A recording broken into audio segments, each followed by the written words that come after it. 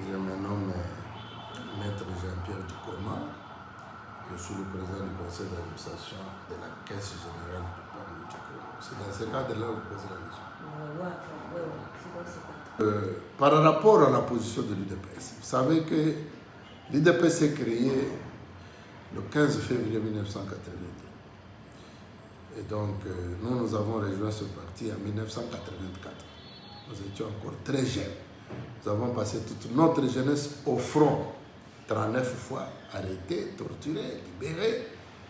Et le président de l'UDPS, je cite le docteur Étienne Tshisekedi, d'heureuse mémoire, n'a pas tenu à nous rappeler au respect de la méthode d'élite de notre parti, qui est la non-violence. La non-violence, comme vous pouvez le retenir, même Gandhi, je crois que vous connaissez Gandhi, Mahatma, il disait que la non-violence, c'est la méthode positive. Et nous, le président Tshisekedi ne voulait pas que l'UDPS se verse dans la violence pour aller prendre les armes. À chaque fois, nous qui sommes révolutionnaires, quand on lui posait la question, non, on en a ras-le-bol, on doit prendre les armes, il disait les armes pour tuer qui? Parce que la population de laquelle nous parlons, nous défendons, c'est la même population que nous prendrons les armes pour tuer. Et donc, ça n'a pas été facile. 37 ans d'élite constant, ça n'a pas été facile. Et vous voyez aujourd'hui que les gens qui sont venus dans la rébellion, ils les retournent dans la rébellion. Comme on le dit en criminologie, que les criminels reviennent toujours sur les lieux du crime. Et donc, ce que vous voyez aujourd'hui, dans l'espace de 3 ans, 4 ans, tout le monde a montré de quoi il était capable. C'est pour dire que ces gens-là, dans leur tête, il y a de la violence. Comment expliquer, vous pouvez voir, un monsieur qui était arbitre, il organise les élections, il publie les résultats, et lui-même, le jury qui vous a collé, il dit non, l'étudiant est brave, mention, distinction. Mais demain, on dit non, c'était le mémoire qu'il défendait là n'était qu'un plagiat, ce n'était pas pour lui, et il avait échoué. C'est Corneille Nangaa. Mais Joseph Kabila, passation pacifique du pouvoir, il va aller dans une bêtise. Quelqu'un qui pouvait rester sénateur à vie, constant, avec tous les honneurs, s'il y a un problème, on les consulte. Il va au front. C'est pour dire, la lutte pacifique n'était pas leur apanage. Et donc, les gens doivent comprendre que ces gens, ils sont là pour détruire, ils sont là pour les sangs. C'est différent avec l'UDPS. Nous n'avons jamais touché les sangs de compatriotes pendant 37 ans. Et par contre, c'est nous qui étions victimes. Il y a des vidéos qui circulent. Vous voyez la manière, depuis Mobutu, Kabila père et les fils, la manière dont les combattants de l'UDPS ont été réprimés. Cette répression-là pouvait nous contraindre d'aller prendre les armes puisqu'on en avait les moyens. Il y en a qui nous les proposaient. Nous n'avons jamais cédé. Et donc, le peuple est témoin. Il doit comprendre qui l'aime et qui ne l'aime pas. Ce n'est pas en prenant les armes qu'on peut... Vous savez qu'il y a un proverbe qui dit que la preuve ne résolve pas de problèmes. Donc, la violence ne résolve pas de problèmes, mais ça laisse des plaies. Un jour, la plaie va se cicatriser. Quand je regarde la cicatrice, je me rappelle toujours de Corneille Nangaa, de Joseph Kabila. C'est ça. Et donc, c'est un problème sérieux. Par rapport au problème interne de guerre du parti. Ça fait honte au parti. Non, ça ne fait pas honte. Étienne Tshisekedi nous disait, nous sommes à l'école de l'apprentissage de la démocratie. Chaque jour, nous apprenons la démocratie. Mais ce qui est marrant, c'est de voir les intellectuels, juristes comme moi, et les avocats comme moi, mais avec une interprétation biaisée des textes du parti. Ça frise une ignorance. Et donc, tout ça parce que vous avez créé une révolution du palais autour de la salade mal partagée. Et vous voulez tous vous représenter. Écoutez, dans la vie, jamais 2 capitaines devant. Il n'y a qu'un seul. Même des fourmis, quand vous les voyez marcher, essayez d'éliminer celui qui est devant là. Tu verras qu'ils vont se disperser. Après quelques minutes, ils vont désigner un commandant qui va les diriger. Et donc, si la forme de la tête de Kabouya ne vous plaît pas, mais ce n'est pas Kabouya que vous combattez les chefs de l'État, parce que c'est sa maison. Aussi longtemps que les combats que vous menez fragilisent les partis, vous ne fragilisez pas Kabouya en tant qu'individu, vous fragilisez la maison du chef de l'État. Et voilà là où nous ne pouvons pas accepter. Et donc, Kabouya a été confirmé par le congrès du parti, mais attendez le congrès.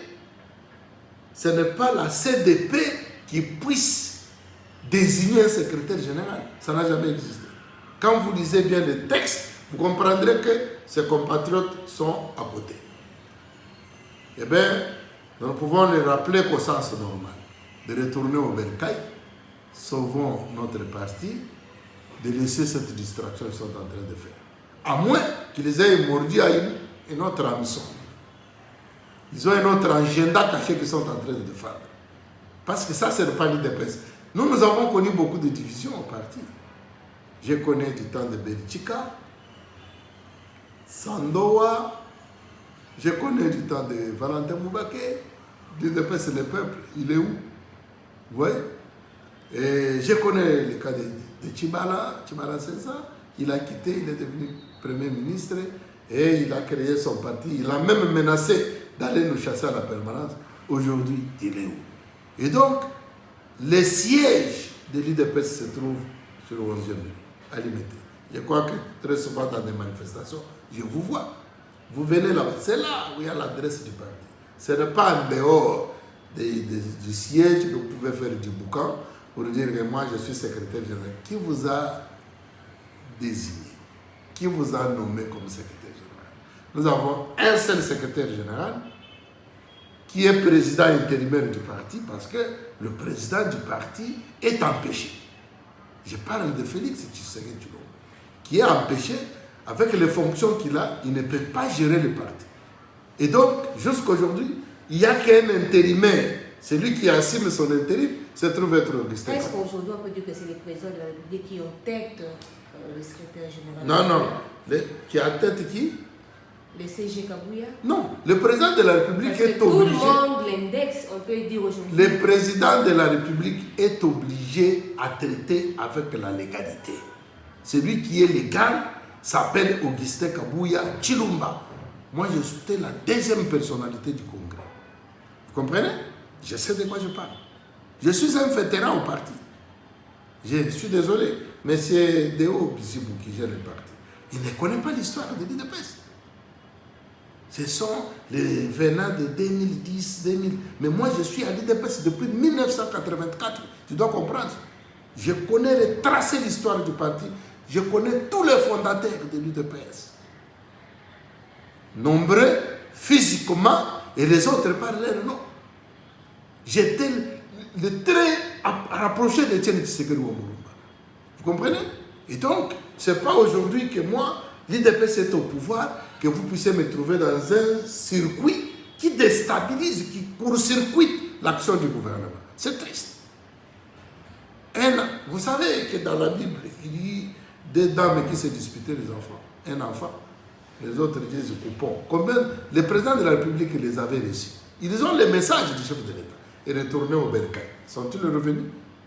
C'est-à-dire, ils sont en train de défendre autre chose. La Bible dit, ce n'est pas seulement en citant Seigneur, Seigneur, que je veux croire en vous que vous êtes avec moi, c'est en posant les actes que moi je vous demande de faire. Mais quand on leur dit, retournez au bercail, ils les retournent. Voilà, il y a un problème. C'est-à-dire que ces compatriotes-là sont dans les chemins des autres, les Tchibala et consorts. Ils ne sont plus d'IDPS. Mais le malheur à l'IDPS, même si vous déconnez, vous partez, vous vous dites toujours je suis de l'IDPS. Vous voyez? Et donc, je crois savoir qu'il est temps que les gens, d'ailleurs nombreux sont rentrés. Les cerveaux qui ont compris que cette histoire ne nous amène à rien, ils sont partis. Dès là, ils ont regagné l'IDPS. Chaque fois, le secrétaire général, dans des matinées politiques, il lance toujours un appel pressant. Et revenez au parti. Et revenez au parti. Mais ce sont des brebis calaises. Ceux qui estiment que l'IDPS les concerne, ils ne voient pas Kabouya. Parce que le problème, ils ont commencé à dire, oh non, Kabouya gère mal le parti, il gère mal le parti. Mais aujourd'hui, le parti est devenu la première force politique au Congo, mais sous la houlette de qui? De Gisté Kabouya. Et donc, faire du boucan, c'est autre chose. Il faut laisser celui qui gère le parti gérer le parti. Quand le Boma Kabouya ne serait pas éternel secrétaire général. Nous avons connu Adrien Pombo Kunda, qui fut le premier secrétaire général du parti. Nous avons connu Massamba Rémi, parce qu'après Adrien Pongo, c'est Massamba qui est venu. Après Massamba, c'était le tour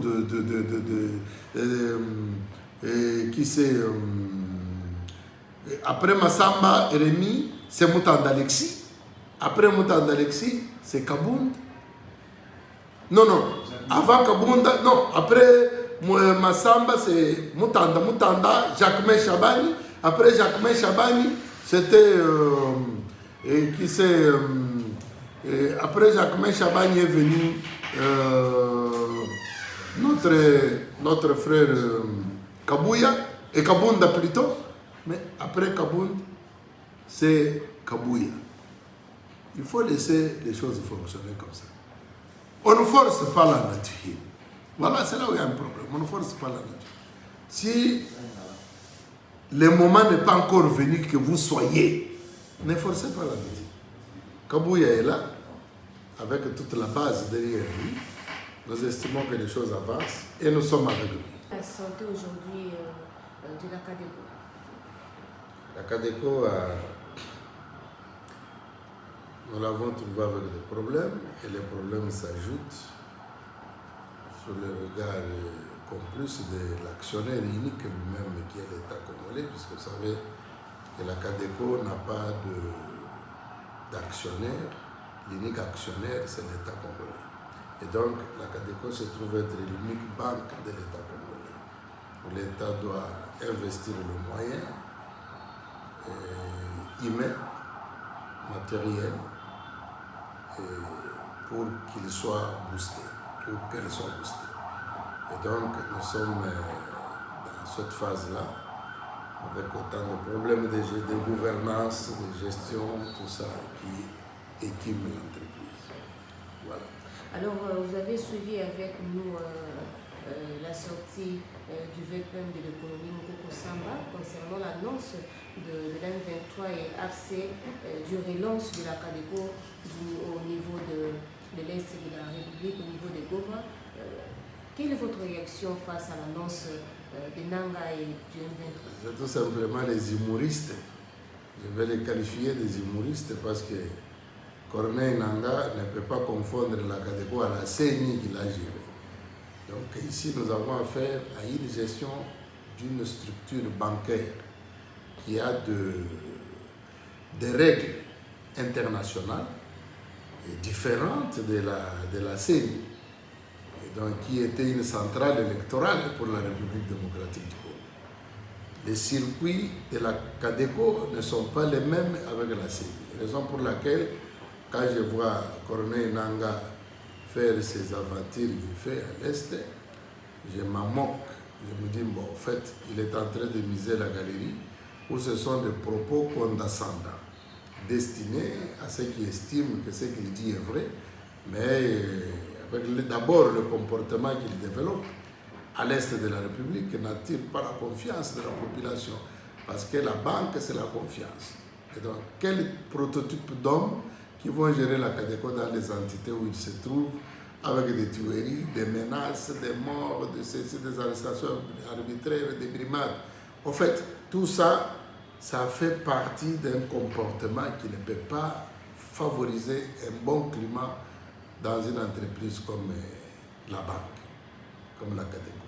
Donc je sais tout simplement que les Corneille, les bruits que Corneille Nanga fait, ce sont les bruits de bas étage. Vous êtes PCA de la CADECO, Nanga a annoncé la nomination de 2 hauts responsables au niveau de Goma. Est-ce que vous êtes au courant de cela? Je sais que j'ai dit que ce sont des théâtres de chez nous que Corneille Nanga fait. Et Corneille Nanga, d'abord, il est en rébellion. C'est un rebelle. est-ce qu'un rebelle a compétence de nommer un directeur général d'une banque? Il va coordonner ses activités comment? À Goma, Bukavu. Hein? Prenons seulement ces deux entités. C'est là où il va fonctionner comme banque. Parce que tous ces gens-là reçoivent les instructions de la direction générale. La direction générale qui se trouve être, qui a son siège national à Kinshasa, la capitale de la République, la capitale des sièges de toutes les institutions de la République. Peut-être que c'est pour transférer ses avoirs qui sont rattachés. Il ne le fera même pas. Ça va passer par quel canal? Parce qu'il y a des circuits, je venais de le dire. Ça passera par quel canal?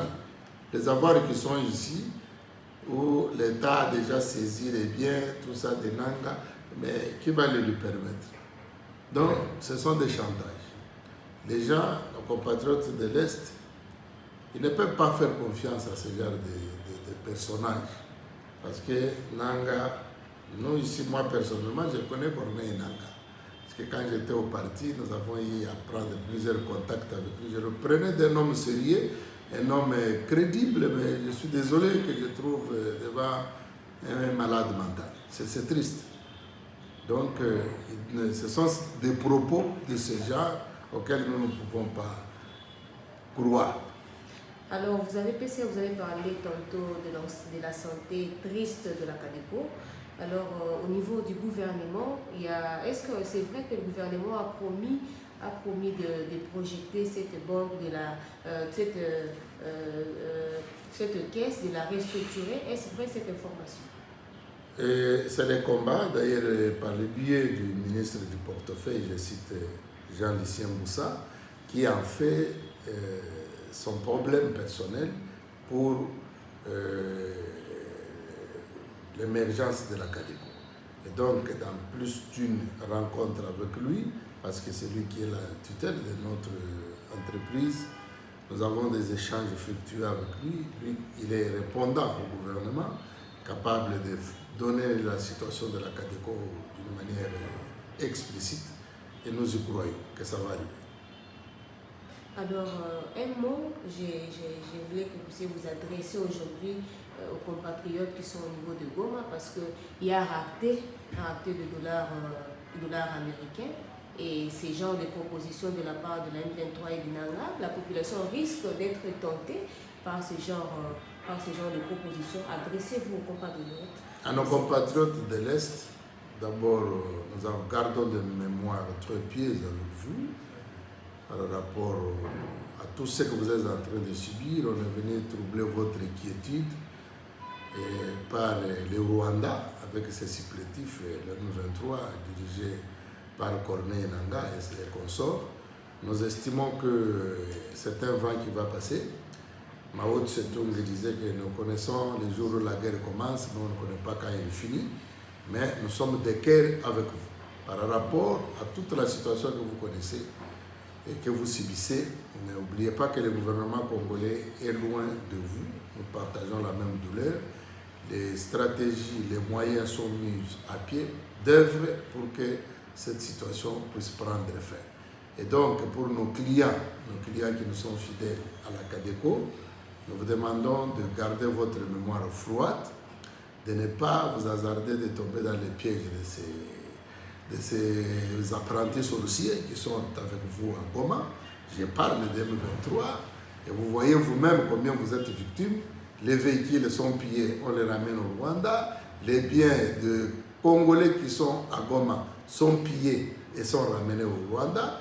Et ce sont des catégories de ce genre d'hommes qui prêchent la démocratie, l'état de droit, la liberté.